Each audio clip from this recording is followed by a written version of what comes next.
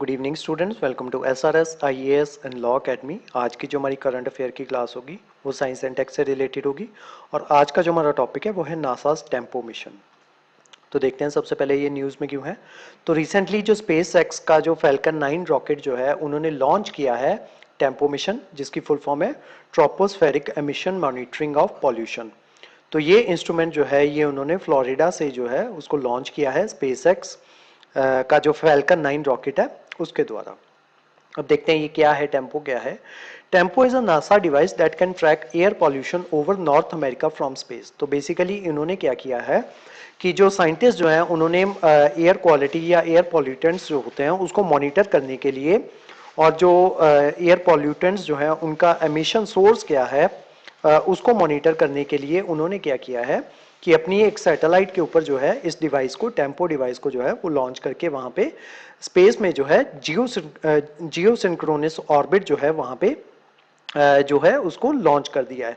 और वहाँ से वो जो है वो इंफॉर्मेशन जो है वो यहाँ पे अर्थ पे सेंड करता रहेगा कि जो एयर पॉल्यूशन जो है उसको ट्रैक करता रहेगा और साथ ही साथ उसके क्या एमिशन सोर्सेज जो हैं उनको भी साथ ही साथ जो है ये ट्रैक करता रहेगा।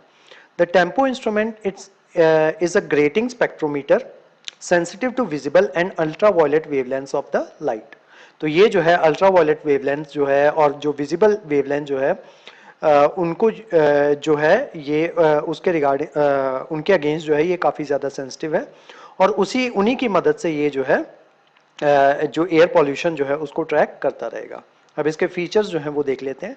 Tempo is hosted on an Intelsat communication satellite in the Jio stationery orbit. तो मैंने आपको बताया था कि इसको जो है एक इंटेलसैट जो सैटेलाइट जो है कम्युनिकेशन सैटेलाइट उसके ऊपर जो है इस डिवाइस को जो है टेम्पो डिवाइस इसको लगा के जो है जियो सिंक्रोनस या जियो स्टेशनरी ऑर्बिट जो है ये वहाँ पे उसको जो है वो लॉन्च किया गया है। It will be able to measure atmospheric pollution down to a spatial resolution of 4 square miles or neighborhood levels. Applications और importance देख लेते हैं इसकी। Tempo will have a multiple applications from measuring levels of various pollutants to providing air quality forecast। तो जो air quality forecast जो है ये उसको वो प्रोवाइड करवाएगा और उसी के साथ साथ ये हेल्प करेगा कि एमिशन कंट्रोल स्ट्रेटजीज जो हैं उनको डेवलप करने में, ताकि ये पता चल सके कि कहाँ से ज़्यादा एमिशन जो है वो आ रहा है, देन उसी के अकॉर्डिंग जो है गवर्नमेंट जो है वो अपनी स्ट्रेटजीज जो है वो बना सकती है। More than 40% of US population live in the places with unhealthy levels of particle pollutions or ozone, and air pollution is blamed for some 60,000 premature deaths a year। तो यूएस में जो है 60,000 प्री मेच्योर डेथ्स जो हैं वो air pollution की वजह से जो हैं वो हो जाती हैं। तो उन्हीं को टैकल करने के लिए ये टेम्पो मिशन जो है ये काफ़ी मददगार जो है वो साबित होने वाला है।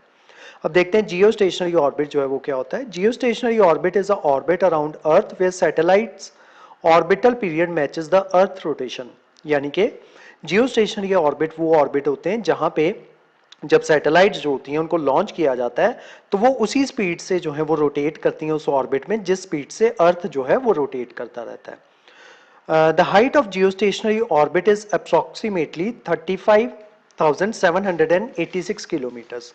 तो जब हम साइंटिफिक टर्म्स में इसको लेते हैं तो हम जो है इसको ऑलमोस्ट 36,000 किलोमीटर्स जो है उसको काउंट करते हैं अबव द अर्थ इक्वेटर। अर्थ के इक्वेटर से लेके 36,000 किलोमीटर तक का ऑर्बिट जो होता है उस ऑर्बिट को जो है जियो स्टेशनरी ऑर्बिट जो है वो कहा जाता है।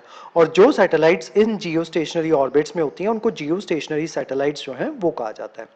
Satellites in geostationary orbit are typically used for communication and weather observation purposes.